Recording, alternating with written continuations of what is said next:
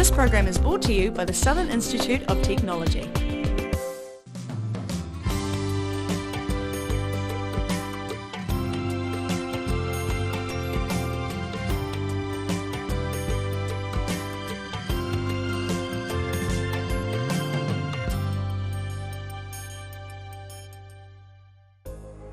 The beautiful landscape of Maple Glen was originally purchased by the Davisons in 1966 as a dairy farm.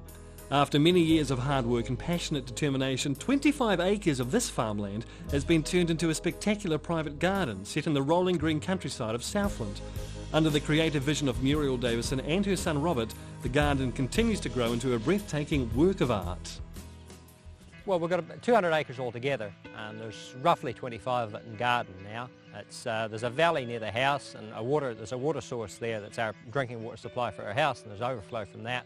So we've created some ponds for it, and it runs on down the valley, and the garden sort of goes around it. A lot of it's woodland and trees and ponds, and I grow everything I can grow here in this climate. You learn over 40 years what things do best. I used to try and grow everything. Now I tend to grow the things that enjoy the climate and grow well here. It all sort of flows together. We haven't really got, there's this concept of garden rooms. Ours doesn't really work like that. It all sort of flows. Because again, you see the shape of the ground, I suppose, influences it to an extent because you can see across to a different area of the garden. So it all sort of runs together really. The countryside around here is all rolling hills that fold together like that, cross over. And I found that those shapes looked right. It was a nice shaped piece of ground, but it's too easy to spoil a natural shape when you start gardening. I tried to make lines that fitted into the hills around. It's mostly curvy lines. It's good. It lets you see long distances. It gives you long views if you've got hills. And it also adds a certain amount of interest to the shape of having the shapes of the hills. There are nice rounded natural hills in Southland, so you sort of take advantage of them. When I started the heather garden and the rock garden, I just followed the sheep tracks around the hill, widened out the tracks the sheep had made. Then I looked at them and thought they looked right. If you make a path straight up a hill, it looks dreadful. It had to go with the hill. I tried on paper once, but it was pretty hopeless on paper because it was flat and I was looking at hills that sloped all different directions. In the older parts of the garden, the original paths were dug by hand, and like everybody, we planted too close and the rhododendrons grew together, and it got to the stage where you're crawling through between them because the paths just disappeared. So we bought an old second-hand excavator a few years ago, and I got into the garden with it, and I've made about 6 quite large paths with it. They're about 15, 20 feet wide and curved down through the garden. I was a wee bit afraid of what he might do because you can change the landscape too much with a digger. You can spoil what's there. And I used to watch him like a hawk when he started using it. And it's been very handy. It lets you tackle things you wouldn't even consider trying by hand. You can create big paths and you can shift dirt around. You can change the shape of the ponds. It's great. The things he's done, the ponds, the shapes, they all look right. He didn't do anything at all that seemed to spoil it. I think he had the same feeling for the country that I had. It's great fun. It's very satisfying indeed. Most of it isn't perfect.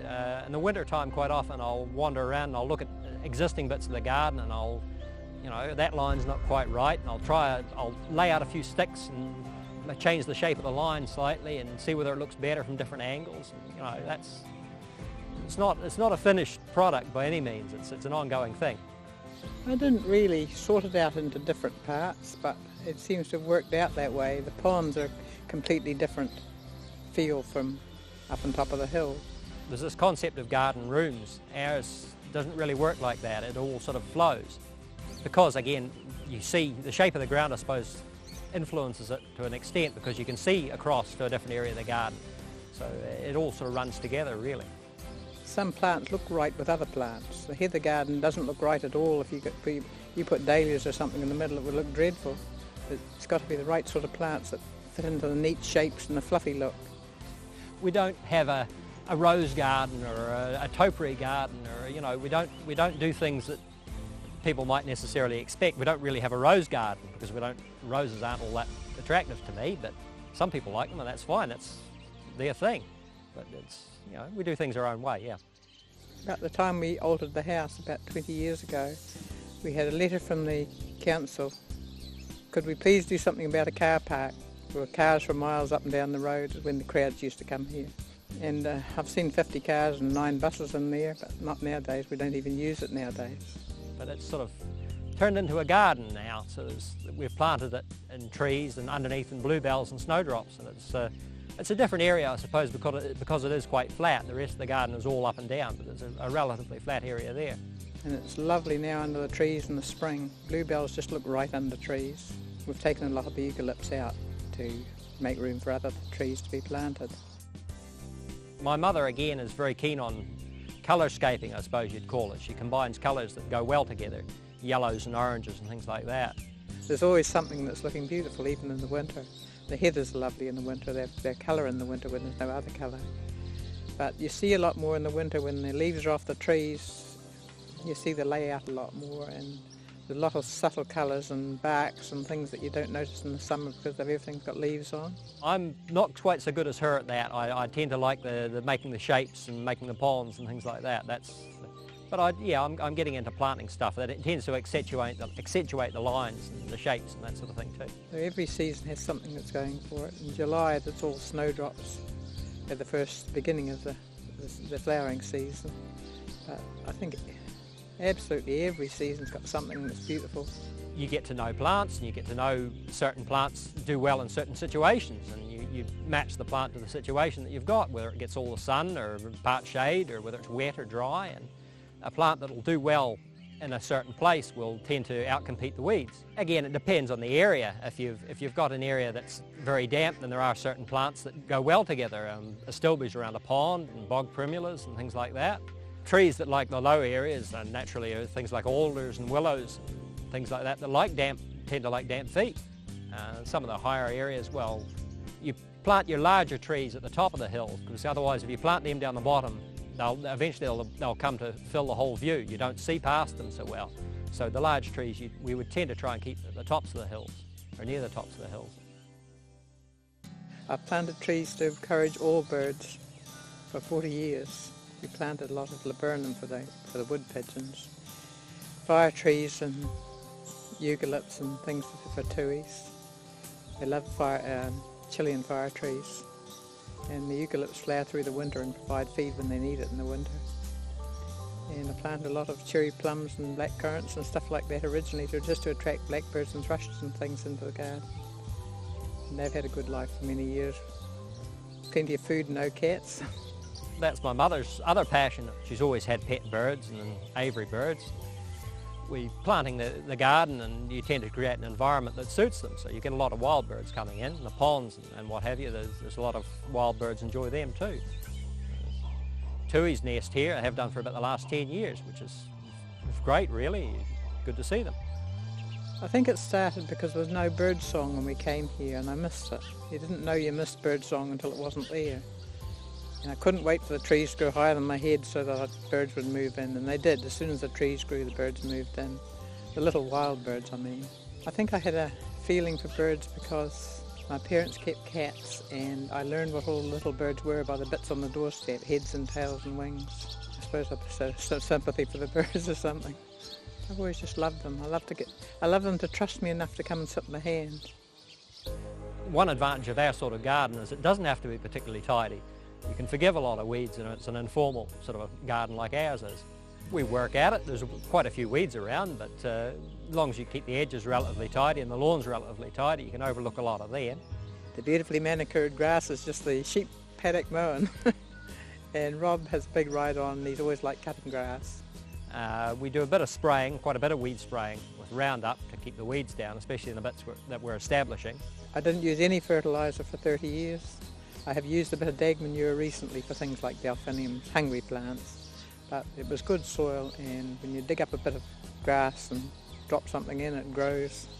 And the rest of it, well, you plant the right things, they do well, and they take over and keep the weeds out, so it looks after itself, the older pieces anyway, fairly well. A lot of it is easily kept when it's established. Rhododendrons cover the ground completely till you don't have a weed problem. The heather garden takes very little attention. I planted it 35 years ago. Now that it's all covered ground, a trim in the autumn is about all it takes. There's ways of doing it.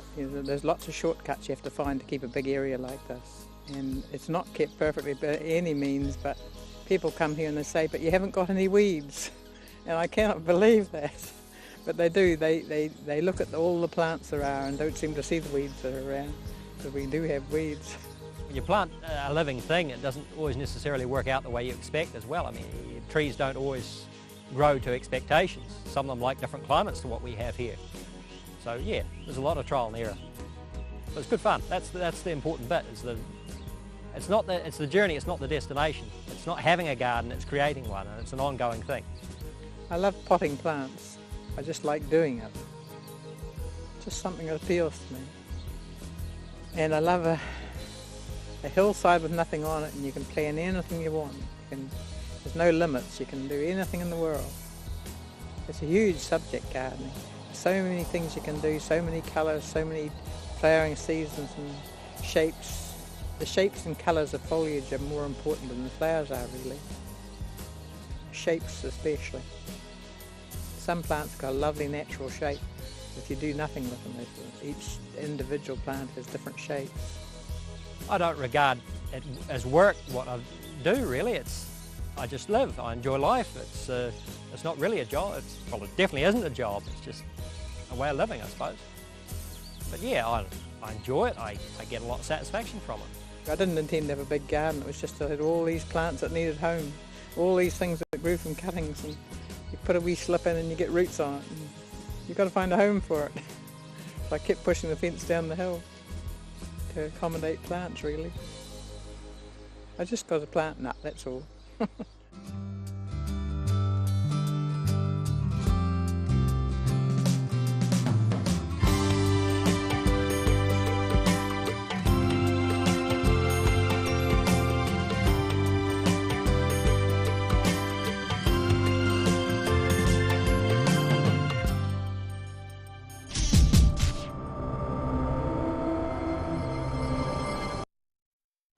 This program has been brought to you by the Southern Institute of Technology.